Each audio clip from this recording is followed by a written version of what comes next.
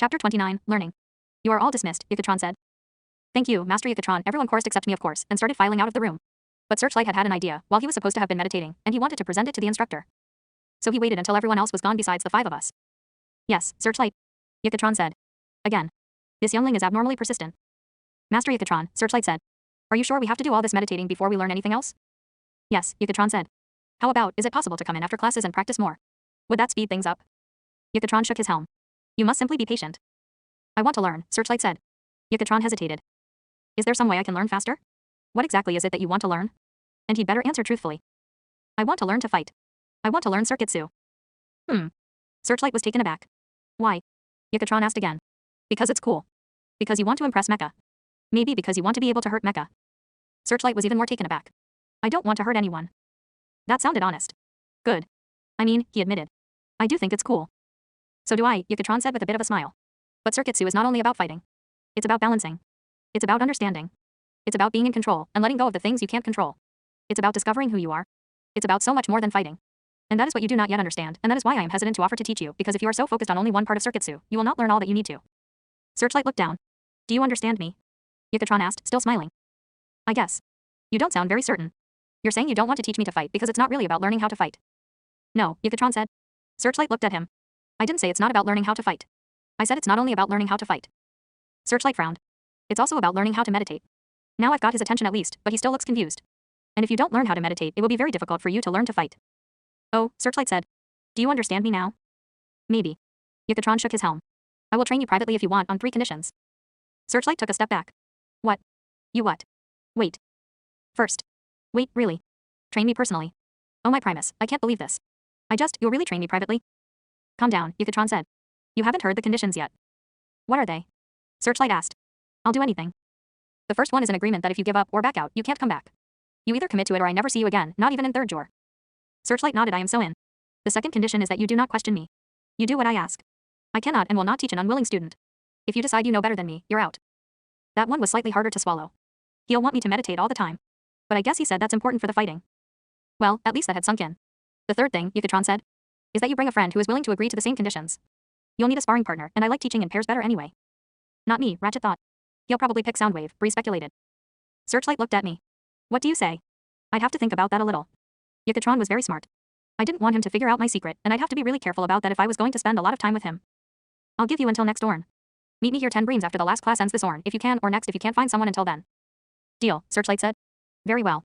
I'll be seeing you, either later this Orn or next. Thank you, Master Yucatron. Searchlight bowed.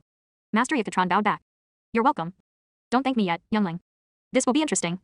We'll see how long he lasts. We left. So, Wave, will you come? I didn't answer. I hadn't quite decided. Well, I would probably say yes. Searchlight didn't have anyone else to go with him. I didn't have any particular desire to learn to fight, nor did I want to spend a lot of time with Master Yucatron. I got the feeling that if he found out my secret, he would really understand what it meant for me and for everyone else. I didn't know what he would do, but if he decided I was a threat, I didn't think it would go well for me. We went to our respective classes and didn't see each other for the rest of the school Orn. After my last class, I went to my room to collect Ravage and took him to Searchlight's room. Searchlight and Ratchet were already there? Hey, Wave, Searchlight said. So, will you come? Or not? If you don't want to, that's okay. I'm not sure who else I'd bring. I mean, I'm sure I can find someone, but I'd rather it be you, Mech. I had forgotten about it. Well, time to decide. I don't want to drag you into this if you don't want to come. And of course, he had to get all understanding all of a sudden. Okay, I said. Okay, you'll come. I nodded. Awesome. You're the best, Wave. Let's go. Can I come? Ravage asked. I shook my helm. Not fair. Ravage looked at Ratchet. Take your monster with you. Don't leave it here, Ratchet said. I have homework and he will be bored and won't leave me alone. I shook my helm and followed Searchlight out of the room, leaving Ravage behind. So, Searchlight said. It's too bad our only class together is 3rd Jor, but you're lucky you're not in my pre-quintessence civilization class. We have a test every Decaren. It's ridiculous. I shrugged. Of course, it doesn't matter that much, since you would get to take the tests outside of class. I nodded. But that's a ridiculous number of tests. We were quiet the rest of the way to Master Yucatron's classroom. He was there, waiting for us. Good Orn, he said. Good Orn, Master Yucatron, Searchlight replied. I'm glad you could come. Yucatron looked at me, then back to Searchlight. I thought so. This should be fun. Please begin by spending some time meditating. Of course. Yes, Master Yucatron. 2 circles appeared on the ground and we each sat in one and tried to meditate. Sort of. Searchlight didn't try very hard and it was pretty much impossible for me since he wasn't doing it. Yucatron watched us for a few breams, then stopped us. Neither of you are meditating. He said. Do you have any thoughts about why it's so difficult for you? Searchlight opened his lip plates, but Yucatron stopped him.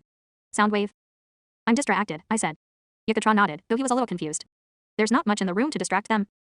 Me too, Searchlight said. Please wait for me to ask you a question, Yucatron said. Can you think of a solution to the problem, Soundwave? If Searchlight could meditate, then maybe I'd be able to. But his thoughts made it impossible. I couldn't explain that, though. I shrugged. He nodded, then turned to Searchlight. Searchlight, what exactly is it that's distracting you? Everything. Well, Searchlight said. I guess, just thinking about other things. Daydreamer, Yucatron thought. Then you must practice not thinking about other things. Shut off all your sensories and see how high you can count without losing focus. Okay, Searchlight said. I'll show him how high I can count. I'll count to 2,000. He shut off all his sensory functions and started counting. And Soundwave, Yucatron said once he was satisfied Searchlight was following his instructions. What's distracting you? Searchlight. But I couldn't tell him that. I don't know how, I said. This fledgling is different. I can't quite put a finger on it, but there's something familiar. Something unusual. I mean, of course he's different. Maybe it has something to do with whatever happened to his faceplate. That is a nice replacement, but no one would do that on purpose. Do you normally have trouble concentrating? I nodded. Then shrugged. Do you have any sensory functions that are higher or lower than average? Did being able to read everyone's thoughts count? I shrugged. You don't know. I shook my helm. Then realized that was still ambiguous. I do want to know how. It could be that he has some sort of processor damage from whatever happened to him. That would line up with the stutter. But he's doing better in this room with just the three of us, so maybe other mecha make him nervous. Try going over to the wall. Face the wall, pretend you're alone, convince yourself you're the only one in the room, then shut off your optics and audios and meditate. I tried not to look relieved. That would probably work, provided I went as far away from Searchlight as possible. I don't know if it will help, but I want you to try it.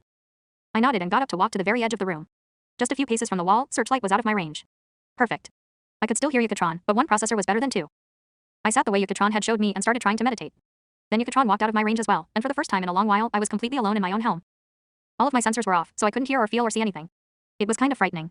As soon as I thought that, my audios came on again, and I had to turn them off a second time, telling myself I was fine. I tried to calm my spark and melt into the emptiness. It was hard at first, but soon I didn't feel quite so alone, because I could sense the sparks of the other two mechs in the room. It was different from being able to read their processors. Sparks weren't the part of you that thought or felt. They were the part that fueled the thinking and feeling, the part that existed independent of the matter you were made of, the only part that was really real. I could feel other mecha too, moving around the school in barely distinguishable groups and patterns. Then Yucatron came into my range, startling me. I tried to pretend I was still meditating, but he could tell.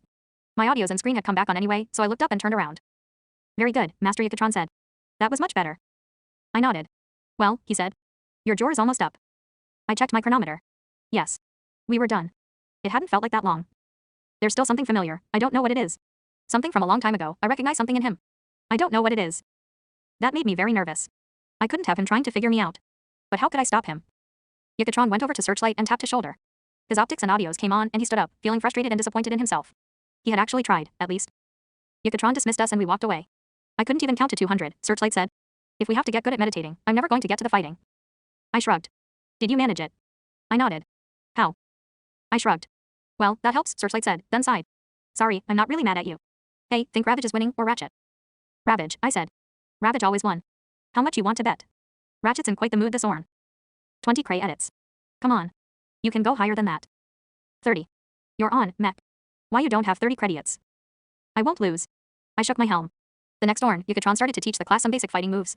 It was interesting to see the different reactions I got from the students. Some were excited. Some of them had forgotten that it was even a fighting class. Breeze and Ratchet weren't too happy, but they got over it pretty quickly. Yucatron put us in pairs after a while. I was with Ratchet. It was fairly easy to figure out what Yucatron wanted us to do, how exactly he wanted us to move. Ratchet was grumpy about it, but he wasn't too bad at it either. I'm glad you're the one who can read processors, not Searchlight, Ratchet thought at one point. It gives you an unfair advantage in fighting. I shrugged. If that lunatic could do it, he'd be an even bigger menace. I nodded. This was probably true, and in any case, I wouldn't wish my abilities on anyone, no matter who they were or what they would do with them. They weren't exactly pleasant. Searchlight was really excited when we went up to take extra lessons from Yucatron, but the Circuitsu master just wanted us to meditate again. I was fine with that. Meditating was my favorite part of this. In fact, since being in the class, I was having fewer processor aches. Of course, I couldn't meditate unless everyone else was doing so successfully, but at least it was quieter when they were trying. I was working on pretending to meditate too, because I didn't want Yucatron to figure out that I could only do it when no one was close to me. He was still trying to figure out what was different about me, which made me uncomfortable. And that made it hard to meditate too. About halfway through our session, Yucatron had me get up. You are getting better at that. I nodded, then spoke, knowing he wanted me to. Thank you, Master Yucatron. Primus, that's it. He's spoken to Primus. Yucatron's optics searched my screen. I was taken aback. I had what? He kept staring at me. I figured I should probably say something. What? Nothing, Yucatron frowned. Scenes flashed through his helm, memories. Mecha, cannon fire, big horrifying faceplates and a blinding blue white light. A voice. I recognized the voice. The memories faded and Yucatron glanced at Searchlight, then looked back at me. You are a very interesting and unusual young mech, Soundwave. I shrugged. I don't want to trouble you with questions since I can gather you don't like to talk much. But something has been familiar about you and I've just now figured out what it is. Thank Primus. He hadn't been close to figuring out my abilities after all. It was just that I'd talked to Primus, though, had I? It's been a long time, you see, since I've met anyone who has talked to Primus, especially anyone so young. I tilted my helm to the side. I do want to know. I'm almost certain, maybe he doesn't remember. Yes. He prompted. When Searchlight and I had gone camping that first time, and I had climbed that cliff, there'd been a voice. I'd sometimes wondered if it was Primus, but I'd never told anyone about it. How can you tell? Speaking to him adds a certain quality to your spark energy. It changes you a little. It's hard to notice unless you've spoken to him too. As he spoke, his processor did a much better job of showing me what he meant. I could see now, the difference, or sense it at least, in him. So why you've talked to Hyam? Yes, Yucatron said. Then he smiled. I'll tell you the story if you tell me yours. I am so glad that Searchlight brought this mech with him. I looked off to the side a little. I can't, I said. I still didn't want to tell him. He was too old, too experienced, too wise. He'd know I was leaving something out if I didn't explain my mind reading. And if I told him, he would understand more than Searchlight or Breeze or Cable or Reach or anyone else I'd told. As nice as it would be for someone to finally completely understand me, I was afraid of it. The older I got, the more powerful and dangerous I realized my abilities were. Very well, Yucatron said. I will respect that, and I won't ask again. But if you change your mind, you'll have a willing audio. I nodded. Thanks, Master Yucatron. He tapped Searchlight on the shoulder and Searchlight got up. You will certainly need to keep working on that, but you were doing somewhat better. Now, let's go over what you learned this morning in class. He had us do that for a few breams and was pleased with my progress but not Searchlight, so he told us to go back to meditating. Afterward, Searchlight was still feeling frustrated. Let's go to the park or something, he said as we walked away. I shrugged. Okay. The park wasn't too bad, and I was feeling pretty good. We walked past Searchlight's room and ran into Breeze on the way to pick up Ravage. Hey, Searchlight, Soundwave, she said. I want to practice speaking. I claimed him already. But you can come to the park with us if you want. Breeze thought about that for a moment. Fine. We can work on it there maybe. You don't have to, Searchlight said. No, I want to. She followed us down the hall to my room. Ravage jumped up onto my shoulders as soon as I opened the door. I wish you'd come earlier. Sorry, I said, reaching up to rub the plating behind his audios. Want to go to the park, Rav? Searchlight asked. Yes. Ravage said, shifting excitedly. I get to run. We traipsed back past Searchlight's room. He stuck his helm in the door. Ratch, we're going to the park. Have fun, Ratchet said. You can bring your homework. No. You'll be left out. Left out of a bunch of wind and shouting and flying playground equipment. Sounds good to me. Come on, Mech, we need you, Searchlight said. For what? To make snarky comments. Ratchet snorted. Really, come on. You need more sunlight. Oh, whatever. It'll be easier just to go. If you don't, we can leave Ravage here with you to help you with. I'm coming. You don't need to threaten me. I'm not staying here, Ravage growled. I'm coming. Ratchet subspaced a bunch of data pads on his desk and came out the door. Then we headed to the park. Once we were outside, Ravage leapt down from my shoulders and walked alongside us, feeling pleased and excited. Some more and I decided, I lived somewhere where there were big open spaces and Ravage could run around all he wanted. We got to the park. There weren't that many mecha there, so Searchlight just played fetch with Ravage. He had a special ball that would act like a symbiote and run when it hit the ground. Ravage enjoyed chasing it. Ratchet settled down to do his homework. Now that we were actually at the park, he was enjoying the open atmosphere. Breeze watched Searchlight for a bream, admiring how far he could throw and considering whether to try to join in. Then she sighed. I don't want to neglect you, Soundwave. I really didn't care. I've been thinking, Breeze said. About meditating. Have you noticed that you don't stutter as much after Circuitsu class? I thought back. Maybe. I mean, you've only talked a few times while we were walking away from class, but you didn't stutter much. I shrugged. It was quieter in that class. That probably helped a lot. So this time I want you to meditate for a few breams and then try to talk. I nodded, then beckoned for her to stay put and walked far enough away that I was out of range of her. Then I sat down on the ground and meditated. I didn't let myself get too far into it before I stopped. I didn't want to leave Breeze waiting too long, so after a couple of breams, I came back over to her. You think meditating will help? I asked. She smiled. You only stuttered once. That was true. Not very helpful, though. The difference was noticeable, but I can't mediaita, not befo or every time I talk. She deflated a little. No, you can't, but it's progress, right? You know there are things you can do to help you talk better. You even managed to say meditate the first time without any trouble? Wow. What a feat. So now we know that it is possible to get better. You just need to figure out something you can do that will have a similar effect on you. I think that being nervous about talking probably doesn't help. Do you get nervous about talking? I looked at her. Of course I did. He isn't answering. That's an easy question. Ratchet looked up and noticed a mech watching Searchlight and Ravage playing catch. What does he want? He wasn't very far away, some expanded my range to cover the stranger as well. There was no one here, and we would probably stay long enough for my range to shrink again. He was watching Ravage, admiring the symbiote. Look how fast it is too, with some training, I bet it would be pretty fierce. It would be perfect. Soundwave? Bree said. I shook my helm. You don't get nervous. I do, I said. I don't know if it's possible to distract the mechling or lure the cat away. Maybe he'll go play with his other friends and let the cat run loose. He wanted Ravage. I suddenly felt very uncomfortable. This wasn't the first time something like this had happened. Most of the time, though, it was just admiration or jealousy, not serious plans to steal him. Okay, try meditating again. I shook my helm and walked away. She was a little confused and frustrated, but didn't say anything. Hey, Searchlight said when I came up next to him. Want a turn? We should go, I said. Searchlight looked at me. Everything okay? I beckoned to Ravage, who came over. What? We're going home. Www, Ravage said. Why? We just got here. I shook my helm and gestured for him to climb up on my shoulders, which he did very reluctantly. The creepy mech was disappointed, but figured it would have been hard anyway, since there weren't many mecha around to distract us. Are we going back already? Ratchet said. Apparently, Searchlight replied. Why? Does it have something to do with that random mech over there? We just got here, Ratchet said. Make up your fragging processor. Sorry, Searchlight said. Not my decision. Wave's the one who wants to go. Why? Breeze asked. I just started walking. They followed me all the way back to the school and eventually gave up asking me what was wrong and let me go to my room with Ravage. Ravage was kind of curious too and upset that we hadn't stayed longer at the park. But he didn't mind napping on my shoulders while I tried to do my homework. But homework proved impossible, there was too much to think about. I couldn't help but worry about the mech at the park, of course, but there was also what Master Yucatron had said and confirmed. That voice had been Primus. Primus had spoken to me. But why? Who was I in the grand scheme of things? And why, if he had condescended to speak to me, why just one word? Some word I needed to go back to that cliff and try to find out.